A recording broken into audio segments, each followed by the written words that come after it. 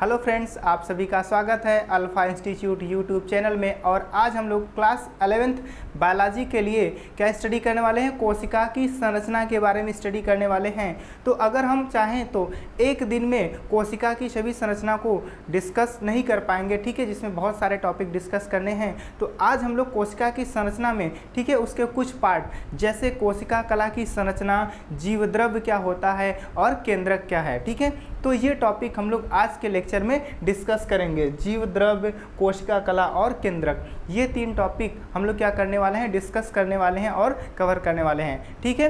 तो हम लोग मेन टॉपिक हमारा क्या है, कोशिका की संरचना, ठीक है। तो सामान्यतः अगर किसी कोशिका की बात करते हैं तो उसमें तीन भाग होते हैं। एक होता है जीवद्रव्य। कोशिका में कुल कितने भाग होते हैं, सामान्यतः तीन भाग होते हैं। कोशिका को क्या कहते हैं, सेल कहा जाता है। जीवद्रव्य होता है और रिक्तिका होती है। क्या होती है, रिक्तिका होती है। और तीसरा जो भाग है वह क्या है, कोशिका भित्ति होती है। कोशिका भित्ति। तीसरा भाग क्या होता है, कोशिका भित्ति, ठीक है। जीवद्रव्य, रिक्तिका और कोशिका भित्ति। किसी कोशिका में ये तीन संरचनाएं होती हैं, जीव द्रव्य, रिक्तिका और कोशिका भित्ति। सामान्यतः अगर हम यूकैरियोटिक कोशिका की बात कर रहे हैं तो यह एक जंतु कोशिका की संरचना है, ठीक है। तो पौधों की कोशिकाओं में केवल क्या पाई जाती है, कोशिका भित्ति पाई जाती है। जंतु कोशिका में कोशिका भित्ति नहीं पाई जाती, ठीक है। कोशिका भित्ति किस में पाई जाएगी, केवल पौधों की कोशिका में पाई जाती है, जंतुओं में नहीं पाई जाती, ठीक है ना। रिक्तिका क्या होता है, देखिए रिक्तिका एक सरल सी संरचना होती है, ठीक है, गोलाकार इस तरह से संरचना होती है जिसमें अधिक मात्रा में जल भरा होता है। और इसका जो कला होता है, जो झिल्ली होती है, इसे टोनोप्लास्ट कहा जाता है। क्या कहते हैं, टोनोप्लास्ट कहते हैं इसके झिल्ली को, ठीक है। रिक्तिका सामान्यतः जो पौधों की कोशिकाएं होती हैं वहाँ पे बड़ी आकार में होती है और जंतुओं की कोशिका में रिक्तिकाएं छोटी होती हैं, ठीक है। यहाँ पे आप देख रहे हैं इनका कार्य क्या होता है, कोशिका के अंदर जल की मात्रा का नियंत्रण करना, ठीक है। इसके साथ साथ ये थोड़ा बहुत उत्सर्जन की प्रक्रिया में भी सहायता करती हैं। तो ये जल की मात्रा का क्या करती हैं, नियंत्रण करती हैं कोशिका के अंदर। अब देखिए जो कोशिका का अगला भाग है जीवद्रव्य, ठीक है। अगला भाग क्या है, जीवद्रव्य। जीवद्रव्य को क्या कहा जाता है, प्रोटोप्लाज्म कहते हैं इंग्लिश में। जीवद्रव्य को प्रोटोप्लाज्म कहा जाता है। जीवद्रव्य को क्या कहते हैं, प्रोटोप्लाज्म कहते हैं। तो कोशिका के अंदर, ठीक है, जो भी द्रव्य भरा होता है, संपूर्ण द्रव्य को क्या कहते हैं, जीवद्रव्य कहते हैं। कोशिका में जो संपूर्ण द्रव्य होता है वह क्या कहलाता है, जीव द्रव्य कहलाता है। और एक वैज्ञानिक हैं हक्सले, ठीक है, एक वैज्ञानिक हक्सले ने क्या कहा जीव द्रव्य को, ये जो संपूर्ण द्रव्य भरा हुआ है कोशिका में इसी को जीव द्रव्य कहा जाता है। और हक्सले ने इसे क्या कहा, यह जीवन का क्या होता है, भौतिक आधार होता है। भौतिक आधार होता है। तो जीव द्रव्य क्या होता है, जीवन का भौतिक आधार होता है। अर्थात आप कह सकते हैं जीव द्रव्य में ही जीवन होता है, इसके बिना जीवन संभव नहीं हो सकता, ठीक है। तो जीव द्रव्य जीवन का भौतिक आधार होता है। इसके बाद एक दूसरे साइंटिस्ट आए, परकिंजे।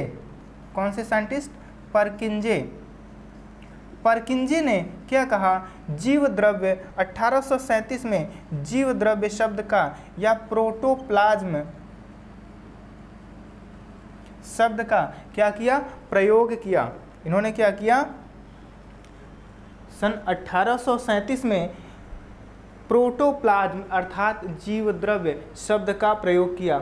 ये जो जीवद्रव्य होता है, अगर हम इसकी भौतिक प्रकृति की बात करते हैं तो यह एक प्रकार से कोलाइडी विलेन की तरह होता है। अर्थात अगर हम क्या करें, नंगी आंखों से देखते हैं तो वैसे तो कोशिका का आकार भी बहुत छोटा है, उसको हम नहीं देख सकते।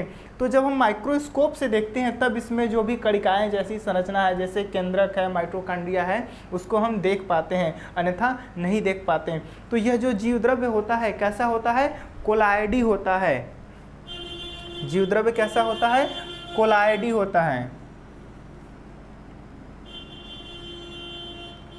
ठीक है, कोलायड की विलयन की तरह होता है। आप लोगों ने पढ़ा होगा कोलायड और सस्पेंशन, या और इसके साथ साथ और क्या, एक सॉल्यूशन या विलयन। तो सस्पेंसर और जो विलयन है, सॉल्यूशन है, उसके बीच की अवस्था क्या होती है? कोलायड। तो यह कैसी अवस्था होती है? कोलायडी अवस्था होती है, ठीक है। समझ में? जीवद्रव्य कैसा होता है? कोलायडी अवस्था होती है इसकी, ठीक है। अगर हम जीवद्रव्य की बात करते हैं तो इसका नाम किसने दिया? परकिंजे ने दिया, ठीक है, जीवद्रव्य शब्द। और इसको भौतिक आधार किसने कहा? हक्सले ने कहा। तो दोनों इंपॉर्टेंट है, दोनों आप लोग हमेशा याद रखेंगे। कॉम्पिटिटिव एग्जाम में क्वेश्चन पूछा जाता है कि प्रोटोप्लाज्म शब्द किसने दिया था? तो परकिंजे ने दिया था, ठीक है। जीवद्रव्य की अगर हम भाग की बात करते हैं तो जीवद्रव्य में दो भाग होते हैं। जीवद्रव्य में कितने भाग होते हैं? दो भाग होते हैं। एक होता है कोशिका कला,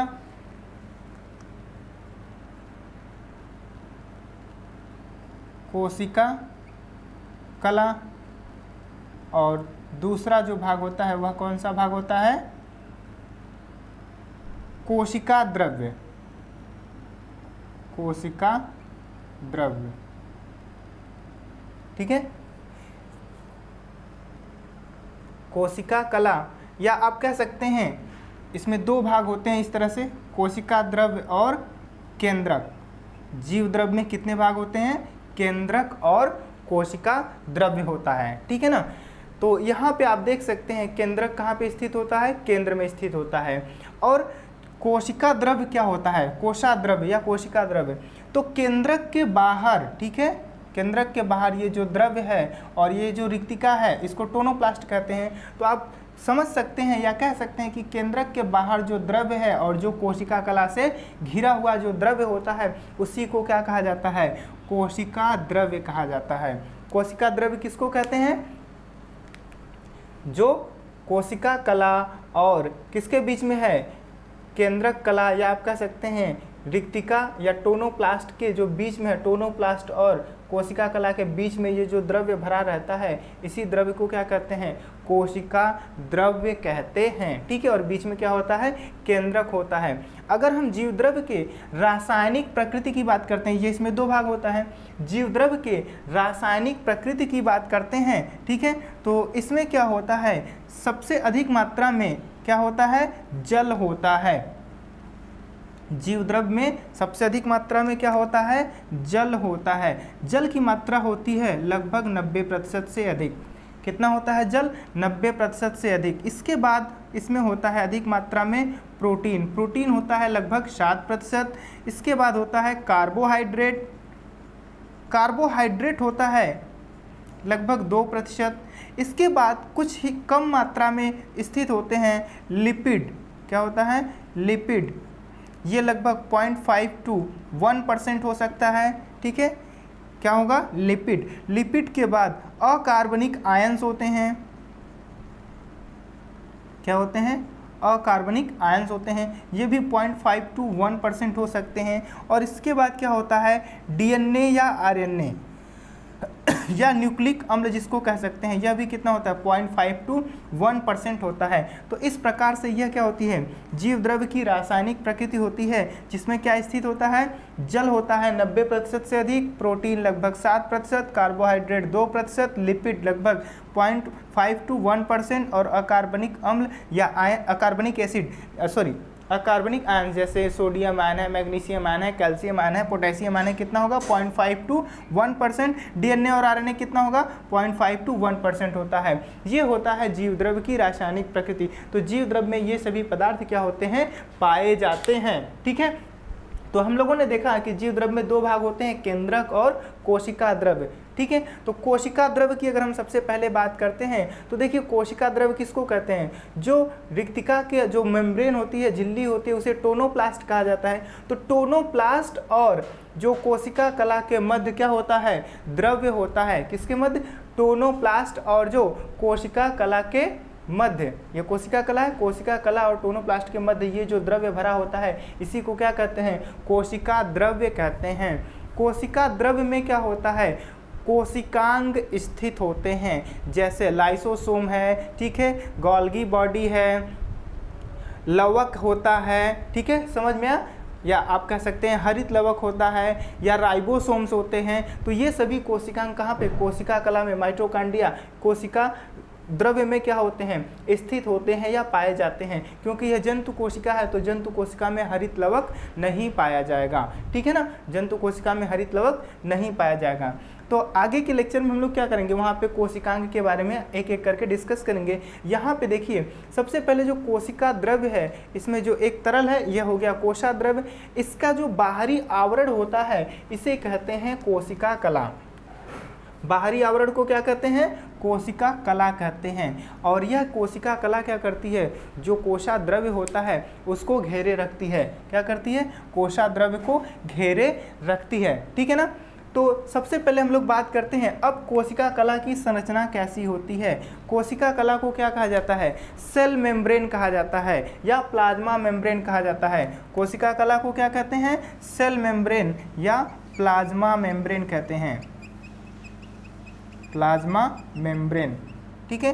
तो यह क्या होती है, कोशिका की बाउंड्री होती है जो क्या करती है, कोशिका को घेरे रखती है। अगर जंतु कोशिका है तो इसके बाहर कोई आवरण नहीं होगा, लेकिन अगर क्या होती है, पौधे की कोशिका होती है तो इसके बाहर क्या होता है, कोशिका भित्ति का आवरण होता है, ठीक है, समझ में।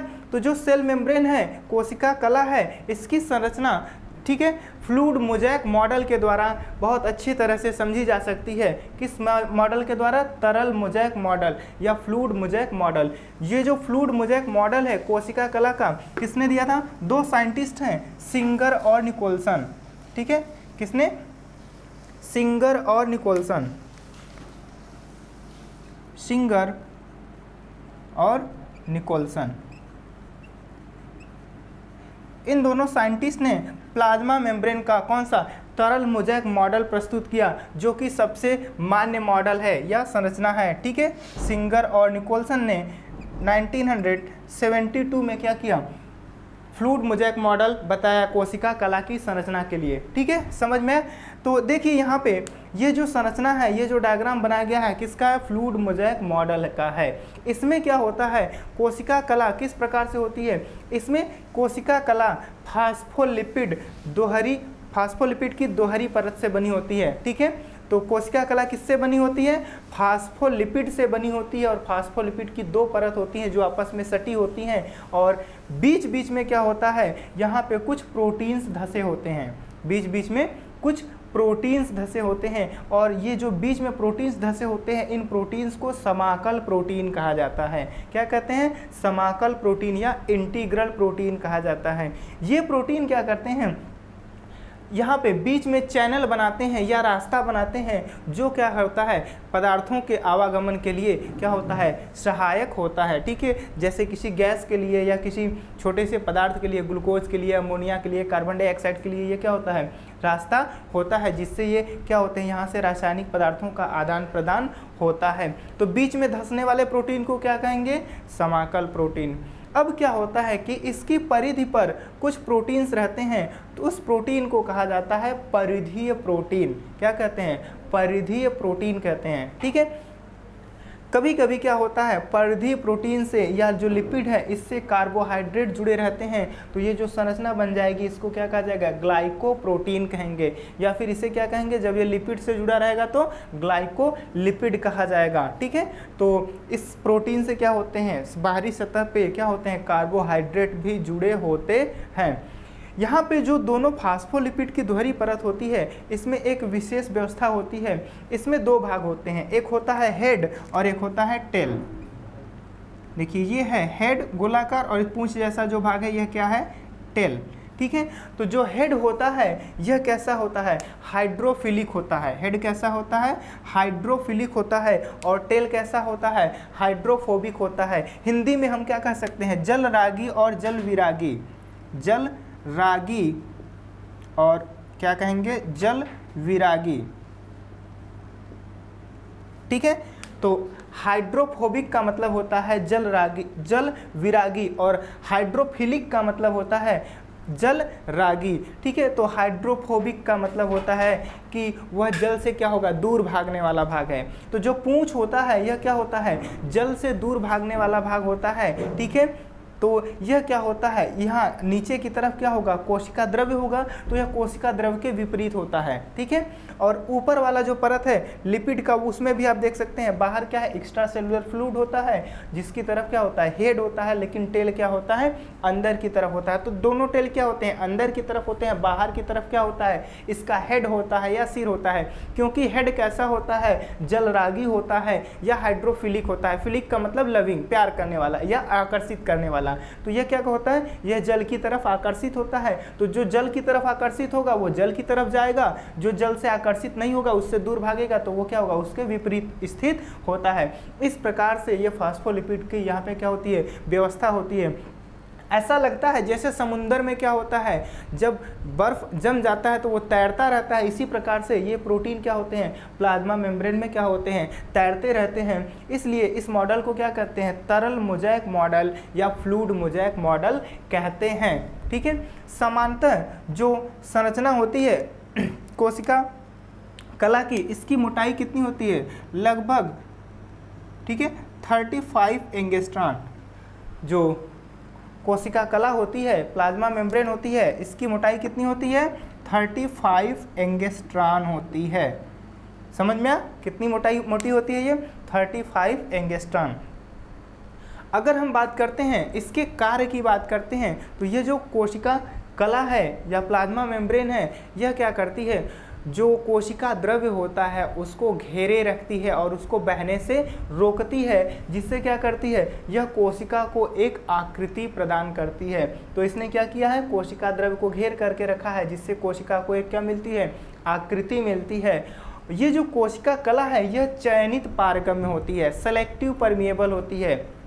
क्या होती है, सेलेक्टिव परमिएबल होती है। तो इसके आसपास इसके आर पार कुछ विशेष अणु ही आसानी से आ सकते हैं और जा सकते हैं, ठीक है। तो यह क्या करती है, जो रासायनिक पदार्थ होते हैं दो कोशिकाओं के बीच में, ठीक है, उनके आदान प्रदान में भी क्या करती है, सहायता करती है, ठीक है। जैसे यहाँ से कोई प्रोटीन या मान लीजिए ग्लूकोज क्या हो सकता है, आसानी से जा सकता है इस चैनल के द्वारा। या फिर सामान्यतः जो लिपिड है इस भाग को कौन, ऑक्सीजन क्या कर सकता है, आसानी से क्रॉस कर सकता है। जो भी नॉन पोलर होता है, जिस पे चार्ज नहीं होता है, वो क्या कर सकता है, कोशिका कला को आसानी से क्या कर सकता है, इस लिपिड वाले भाग से क्रॉस कर सकता है। लेकिन जो पोलर होता है जैसे ग्लूकोज है या कार्बन डाइऑक्साइड है, तो वह क्या होंगे, इस चैनल के द्वारा क्या होते हैं, आर पार जाते हैं, अपने एक रास्ते से जाते हैं, ठीक है। कोशिका कला में क्या होता है, पुनः निर्माण की क्षमता होती है या रीजनरेशन की आप कह सकते हैं, ठीक है। फिर से ये क्या कर सकता है, पुनः बन सकता है या आपस में क्लोज हो जाता है। जैसे कि क्या करते हैं, कोई बलून है जिसमें हवा भरा है, उसमें अगर क्या किया जाए, पिन चुभा दिया जाए तो क्या होगा, बलून फूट जाता है, फट जाता है। लेकिन अगर क्या किया जाए, मान लीजिए ये कोशिका है और ये क्या है, कोशिका कला है, ठीक है। अगर इसमें क्या किया जाए, कोई पिन चुभा दिया जाए ऐसे, ठीक है, तो क्या होगा, जब पिन को बाहर निकालेंगे तो क्या इसका तरल पदार्थ बाहर निकल जाएगा, निकल सकता है, नहीं, इसका तरल पदार्थ बाहर नहीं निकलेगा। जैसे ही यहाँ से पिन क्या किया जाएगा, बाहर निकाला जाएगा, तो ये जो कोशिका कला यहाँ पे टूटी रहती है, यह क्या होती है, पुनः इसको क्या करती है, पुनः वहाँ पे जुड़ जाती है, निर्माण कर लेती है, ठीक है। तो यह पुनः बन जाती है, तो यह क्या कर सकती है, इसे फिर से इसमें हीलिंग की क्या होती है, प्रॉपर्टी होती है, ठीक है। तो पुनः निर्माण की क्या होती है, क्षमता होती है कोशिका कला में, ठीक है। समझ में आया। तो ये मॉडल है तरल मोज़ेक मॉडल, किसने दिया है, सिंगर और निकोलसन ने, ठीक है। समझ में आया। अब अगला जो टॉपिक है हमारा वह क्या है, केंद्रक। नेक्स्ट टॉपिक क्या है, केंद्रक, ठीक है। तो आगे चलिए, केंद्रक क्या होता है इसकी बात करते हैं। देखिए सामान्यतः क्या होता है, एक कोशिका में एक ही केंद्रक पाया जाता है। सामान्यतः क्या होता है, एक कोशिका में एक ही केंद्रक पाया जाता है। केंद्रक को क्या कहते हैं, न्यूक्लियस कहा जाता है। केंद्रक को न्यूक्लियस कहा जाता है। और सामान्यतः किसी एक कोशिका में एक ही केंद्रक पाया जाता है, लेकिन कुछ ऐसी कोशिकाएं भी हो सकती हैं जिसमें एक से अधिक क्या हो, केंद्रक हो। जैसे क्या होता है, पेशी की कोशिकाएं हैं, या फिर कवक होता है, तो कवक में क्या होता है, एक ही कोशिका में बहुत सारे केंद्रक पाए जाते हैं। या पैरामीशियम है, पैरामीशियम में 2 केंद्रक पाया जाता है।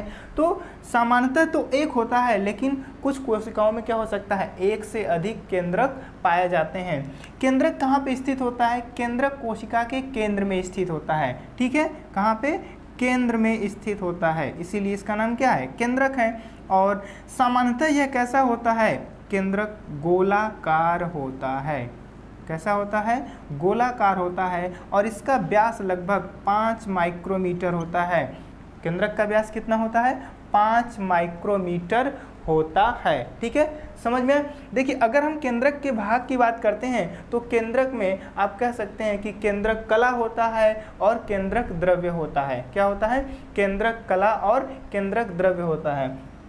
तो इसमें क्या होता है, देखिए इसकी जो कला होती है, यहाँ पे आप देख रहे हैं केंद्रक कला या झिल्ली, यह क्या होती है, यह दोहरी कला से बनी होती है। कैसी होती है, दोहरी कला होती है केंद्रक की, दोहरी कला। ठीक है, समझ में आया, केंद्रक कला कैसी होती है, दोहरी कला होती है। आप देख रहे हैं यहाँ पे 2 कला है, और केंद्रक कला से ही क्या होता है, अंतःप्रद्रवी जालिका अर्थात इंडोप्लाज्मिक रेटिकुलम का निर्माण होता है। किसका निर्माण होता है, इंडोप्लाज्मिक रेटिकुलम का निर्माण होता है, इंडोप्लाज्मिक रेटिकुलम। ठीक है, इसीलिए आप देख रहे हैं कि केंद्रक कला से ही क्या जुड़ा हुआ है, अंतःप्रद्रवी जालिका या इंडोप्लाज्मिक रेटिकुलम जुड़ा हुआ है। और अंतःप्रद्रवी जालिका की सतह पे राइबोसोम्स पाए जाते हैं, और राइबोसोम्स पे ही क्या होता है, यहाँ पे प्रोटीन का निर्माण होता है। केंद्रक कला के बीच बीच में छिद्र पाए जाते हैं। क्या पाए जाते हैं, केंद्रक कला के बीच बीच में छिद्र पाए जाते हैं, जिसे केंद्रक छिद्र कहते हैं, या न्यूक्लियर पोर कहा जाता है, न्यूक्लियर पोर कहा जाता है, केंद्रक छिद्र। ठीक है, ये आप देख रहे हैं यहाँ पे एक केंद्रक छिद्र है, यहाँ पर है, और यहाँ पर है, और यहाँ पर है। ठीक है ना, तो ये जो केंद्रक छिद्र होते हैं, इसी से क्या होता है, केंद्रक द्रव्य और कोशिका द्रव्य के बीच में आदान प्रदान होता है। तो जब यहाँ पे ट्रांसक्रिप्शन के द्वारा मैसेंजर आरएनए बनेगा, तो यहाँ पे बाहर इसी केंद्रक छिद्र के द्वारा आता है। या किसी भी प्रोटीन या एंजाइम की आवश्यकता जब केंद्रक में होती है, तो इसी छिद्र से वह क्या होता है, अंदर जाता है। तो केंद्रक छिद्र से ही कोशिका द्रव्य और केंद्रक द्रव्य में क्या होता है, पदार्थों का आदान प्रदान होता है। ठीक है, समझ में आया। केंद्रक की खोज सबसे पहले रॉबर्ट ब्राउन ने, किसने किया था, रॉबर्ट ब्राउन ने 1831 में किया था। ठीक है, तो केंद्रक की खोज सबसे पहले रॉबर्ट ब्राउन ने 1831 में किया था। ठीक है, और कोशिका की खोज किसने की थी, तो कोशिका की खोज रॉबर्ट हुक ने की थी। तो ध्यान देंगे, दोनों का नाम क्या है, रॉबर्ट ही है, एक हुक है और एक क्या है, ब्राउन है। ठीक है, तो रॉबर्ट ब्राउन ने केंद्रक की खोज की थी। ठीक है, और रॉबर्ट हुक ने किसकी खोज की थी, कोशिका की खोज की थी।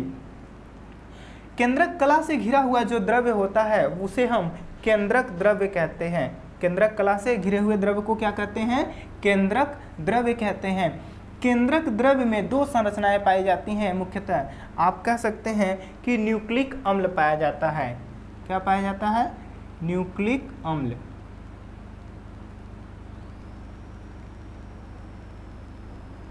ठीक है, न्यूक्लिक अम्ल 2 प्रकार का होता है, डीएनए तथा आरएनए। तो इसके अंदर क्या पाया जाएगा, डीएनए और आरएनए। ये आप देख रहे हैं क्या है, कुंडलित डीएनए की संरचना है। ठीक है, तो डीएनए आनुवंशिक पदार्थ होता है और आरएनए आनुवंशिक पदार्थ नहीं होता है। डीएनए का फुल फॉर्म क्या होता है, डीऑक्सीराइबोन्यूक्लिक एसिड, और आरएनए का फुल फॉर्म क्या होता है, राइबोन्यूक्लिक एसिड। ठीक है, तो केंद्रक द्रव्य में क्या होता है, डीएनए और आरएनए होता है। ये जो डीएनए है, यह किस रूप में रहता है, क्रोमेटिन धागे के रूप में रहता है। किस रूप में रहता है? सामान्यतः क्रोमेटिन धागे के रूप में रहता है, ठीक है, या तंतु के रूप में रहता है। तो ये क्रोमेटिन धागे की संरचना है। और जब क्या होता है, कोशिका विभाजित होती है, तो कोशिका विभाजन के समय ये जो क्रोमेटिन धागे हैं संघनित होकर के क्या करते हैं, गुणसूत्र का रूप ले लेते हैं। तो यह क्या बना देते हैं, फिर गुणसूत्र का रूप ले लेते हैं। और गुणसूत्र क्या होता है, माता पिता से संतानों में जाता है आनुवांशिक सूचनाओं को लेकर के, ठीक है। केंद्रक के अंदर एक संघनित, ठीक है, एक या एक से अधिक भी हो सकती है, संघनित गोल संरचनाएं पाई जाती हैं, जिसे क्या कहते हैं, संरचना पाई जाती है, जिसे केंद्रिका कहते हैं। क्या कहते हैं? केंद्रिका कहते हैं। और केंद्रिका को न्यूक्लियोलस कहा जाता है इंग्लिश में। क्या कहते हैं? न्यूक्लियोलस। केंद्रिका को न्यूक्लियोलस कहा जाता है। केंद्रिका की खोज फोंटाना ने, किसने किया था? केंद्रिका की खोज, न्यूक्लियोलस की खोज किसने की थी? फोंटाना ने की थी। फोंटाना। तो सामान्यतः एक केंद्रक में एक केंद्रिका होती है, लेकिन इसकी संख्या 2 या 4 भी हो सकती है, ठीक है। केंद्रिका की संख्या क्या हो सकती है? 2 या 4 हो सकती है। तो यह किसी कोशिका कला से घिरी संरचना नहीं होती है, यह प्रोटीन और किससे, आरएनए से निर्मित संरचना होती है। तो इसमें लगभग 60% क्या होता है? प्रोटीन होता है। 40% के आसपास क्या होता है? आरएनए होता है। केंद्रिका किससे बनी होती है? आरएनए और प्रोटीन से बनी होती है। इसकी खोज किसने की थी? फोंटाना ने। यह कैसी एक संघनित गाढ़े रंग की संरचना होती है। केंद्रिका का कार्य होता है राइबोसोम का निर्माण करना। केंद्रिका क्या बनाती है? राइबोसोम का निर्माण करती है। सामान्यतः केंद्रिका केंद्रक कला के पास ही स्थित होती है या उससे जुड़ी होती है। तो केंद्रिका की खोज किसने की? फोंटाना ने की। और यह क्या करता है, यह क्या करती है? यह राइबोसोम का निर्माण करती है, ठीक है। समझ में आया ना? केंद्रिका क्या करती है? राइबोसोम का निर्माण करती है। तो आपने केंद्रक की संरचना देख लिया। अगर हम बात करते हैं केंद्रक के कार्य की, तो केंद्रक क्या कार्य करता है? सामान्यतः जो कोशिका में कोई भी अभिक्रिया होती है या सभी अभिक्रियाओं को सामान्यतः केंद्रक ही नियंत्रित करता है। केंद्रक क्या करता है? कोशिका में होने वाली सभी उपापचय क्रियाओं को नियंत्रित करता है। इसलिए इसकी तुलना मस्तिष्क से की जाती है, क्योंकि जैसे मस्तिष्क हमारे शरीर में होने वाली क्रियाओं को नियंत्रित करता है, तो इसलिए इसको क्या कहते हैं? केंद्रक को कोशिका का मस्तिष्क कहा जाता है। कोशिका का क्या कहते हैं? मस्तिष्क कहते हैं। तो केंद्रक को कोशिका का मस्तिष्क कहा जाता है, ठीक है। Cell, brain of the cell कहा जाता है। किसे? केंद्रक को, क्योंकि यह सभी अभिक्रियाओं को क्या करता है? नियंत्रित करता है। कैसे नियंत्रित करता है? डीएनए इसके अंदर होता है और डीएनए से क्या बनाता है? मैसेंजर आरएनए बनाता है, और फिर उस आरएनए से क्या बनता है? प्रोटीन बनता है या एंजाइम बनता है। इस प्रकार से यह क्या करता है? कोशिका में होने वाली सभी अभिक्रियाओं को नियंत्रित करता है, ठीक है। समझ में आया? तो ये था केंद्रक का कार्य। तो आज के टॉपिक में हम लोगों ने क्या क्या डिस्कस किया? जीवद्रव्य क्या होता है, कोशिका कला की संरचना और केंद्रक, ठीक है। तो तीनों इंपॉर्टेंट टॉपिक हैं। यहाँ से क्या होता है? केंद्रक से संबंधित या जीवद्रव्य से संबंधित या कोशिका कला से संबंधित एग्जाम में क्वेश्चंस पूछे जाते हैं, ठीक है। तो आज के लेक्चर में बस इतना ही। नेक्स्ट लेक्चर में क्या करेंगे? आगे जो भी ऑर्गेनेल्स हैं इसमें, जैसे राइबोसोम्स है, गोल्गी काय है, माइटोकॉन्ड्रिया है, उसके बारे में हम लोग क्या करेंगे? एक एक करके स्टडी करेंगे, ठीक है। हम लोगों ने यहाँ पे कोशिका कला के कार्य को पढ़ा था। कोशिका कला का कुछ इंपॉर्टेंट कार्य भी होता है, जिसको मैं अभी बता देता हूँ। यह क्या करता है? प्रोकैरियोटिक कोशिकाओं में मध्य काय का निर्माण करता है, जिसको मीजोसोम्स कहते हैं, जो माइटोकॉन्ड्रिया की तरह कार्य करता है। इसके अलावा यह क्या करता है? जैसे कशाभिका और पक्षमाभि का भी निर्माण करती है, ठीक है। किसका? कशाभिका और पक्षमाभि क्या होते हैं? इसी कोशिका कला से ही जुड़े होते हैं या इसी से निर्मित होते हैं, ठीक है ना। तो आज के लेक्चर में इतना ही, मिलते हैं नेक्स्ट लेक्चर में।